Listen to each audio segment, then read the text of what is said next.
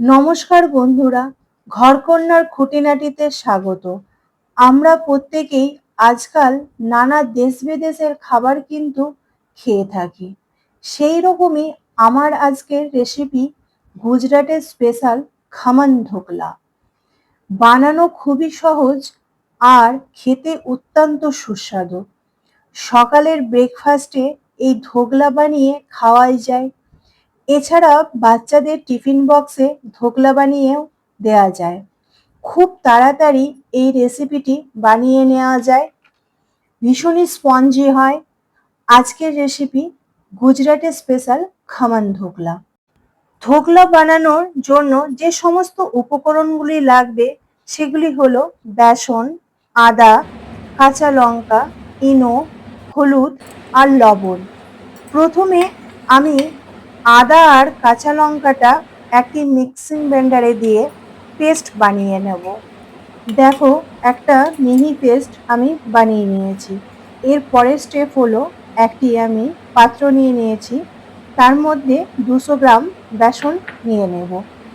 তারপর ওই বেসনটার ওপরে লবণ পরিমাণ মতন আর অল্প হলুদ কালার আনার জন্য নেব আমি। ভালোভাবে লবণ আর হলুদটাকে বেসনের সাথে মিশিয়ে নেব।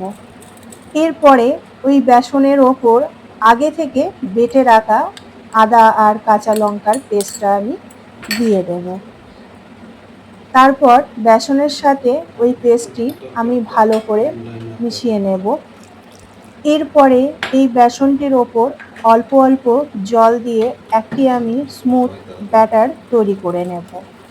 একসঙ্গে অনেকটা জল দেব না, কারণ একসঙ্গে অনেকটা জল দিলে বেসনের ব্যাটারটাতে দলা বেঁধে যাবে।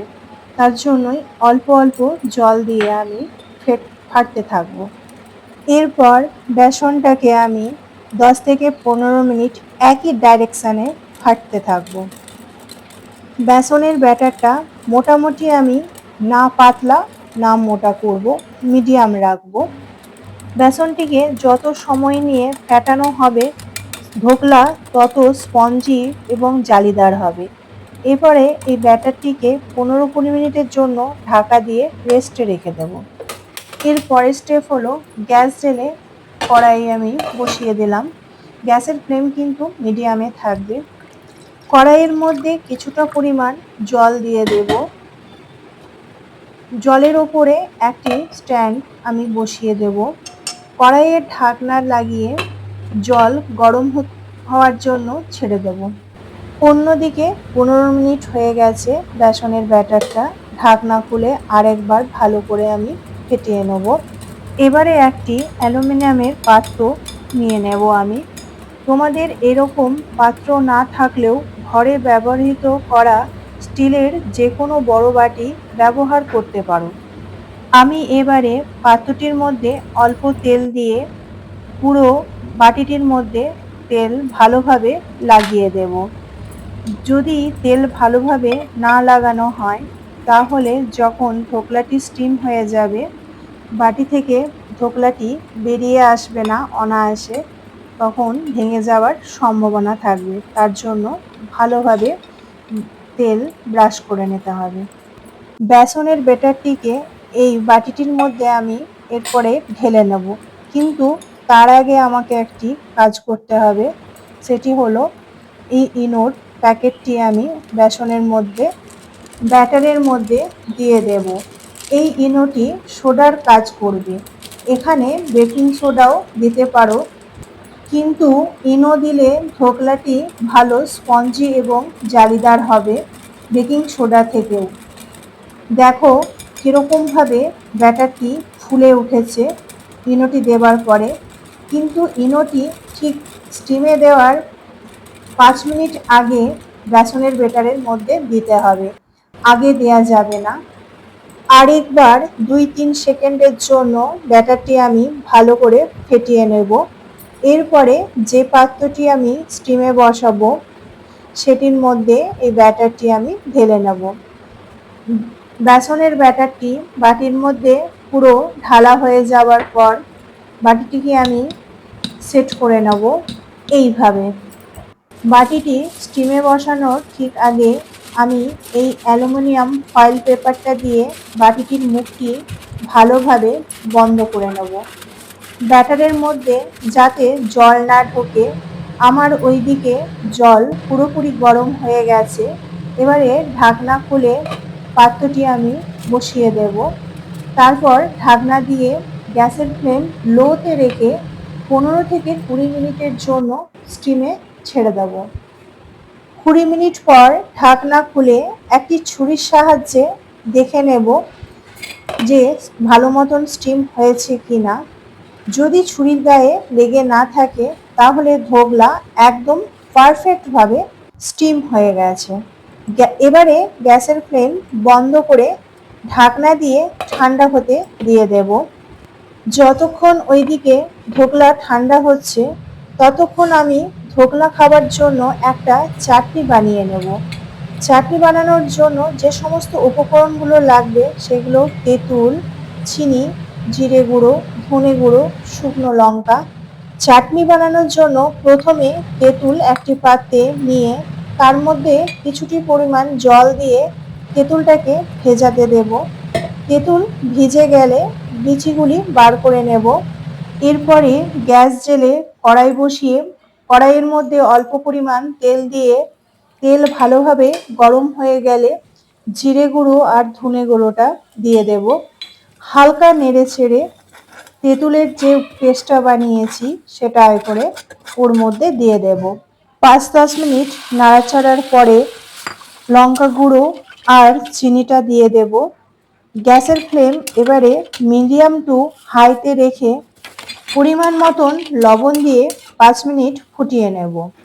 তেঁতুলের চাটনিটি না বেশি পাতলা না বেশি মোটা করব, মিডিয়াম রাখবো। 5 মিনিট ফোটানোর পর গ্যাসের ফ্লেম বন্ধ করে দেব। ঠান্ডা হলে চাটনিটি একটি বাটির মধ্যে ঢেলে নেব। দেখুন আমার চাটনিটি কত সুন্দর হয়েছে, কত সুন্দর একটি কালারে এসছে। একদম পারফেক্ট ধোকলা খাওয়ার জন্য চাটনি রেডি। ততক্ষণ ধোকলা পুরো ঠান্ডা হয়ে গেছে। কড়াই থেকে এবারে তুলে নেব।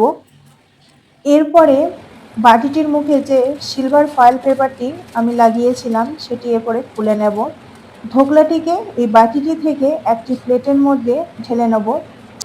একটি ছুরির সাহায্যে চারিদিক ঘুরিয়ে নেব। তারপর ওই বাটিটি প্লেটের মধ্যে উল্টো করে দেব।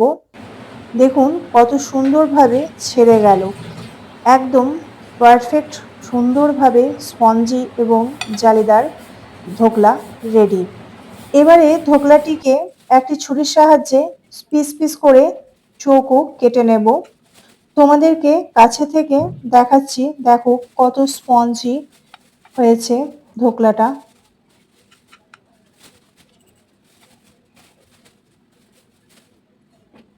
লাস্ট স্টেপ হলো ধোকলাটির মধ্যে এরপরে তড়কা দেব। তার জন্য কাঁচা লঙ্কা, সর্ষে, কারি পাতা নিয়ে নিয়েছি। গ্যাস জেলে কড়াই বসিয়ে কড়াই ভালোভাবে গরম হয়ে গেলে তেল দিয়ে দেব। গ্যাসের ফ্লেম এখানে মিডিয়ামে রাখতে হবে। তেল ভালোভাবে গরম হয়ে গেলে গোটা সর্ষে দিয়ে দেব। সর্ষের কালার চেঞ্জ হয়ে গেলে কারি পাতাগুলো দিয়ে দেব। তারপর কাঁচা লঙ্কা চিড়ে দিয়ে দেব। 2-3 সেকেন্ড নেড়ে ছেড়ে গ্যাস বন্ধ করে নেব। ধোকলায় দেওয়ার জন্য ধোকলার তড়কা একদম রেডি। এবারে ওই তড়কাটি ধোকলার ওপরে দিয়ে দেব। তড়কাটি যেন হালকা ঠান্ডা থাকে ধোকলার ওপরে যখন দেব। আমার গুজরাটের খামান ধোকলা একদম পারফেক্টভাবে রেডি। এবারে এটি চাটনি, ঝুরি ভাজা আর ধনে পাতা দিয়ে ডেকোরেশন করব। ডেকোরেশনটা পুরোপুরি অপশনাল। আমার এই গুজরাটি খামান ধোকলা রেসিপিটি যদি তোমাদের ভালো লেগে থাকে তাহলে একটা লাইক করবে, কমেন্ট করে জানাবে কেমন লাগলো। নতুন হলে চ্যানেলটি সাবস্ক্রাইব করে নেওয়ার অনুরোধ রইল। পাশে থাকা বেল আইকনটি অবশ্যই প্রেস করে দেবে। আমার চ্যানেলে নতুন কোনো রেসিপি আসলে খুব তাড়াতাড়ি তোমাদের কাছে পৌঁছে যাবে। আজকের মতন এই পর্যন্ত। আবার দেখা হবে নতুন একটি রেসিপি নিয়ে তোমাদের সাথে।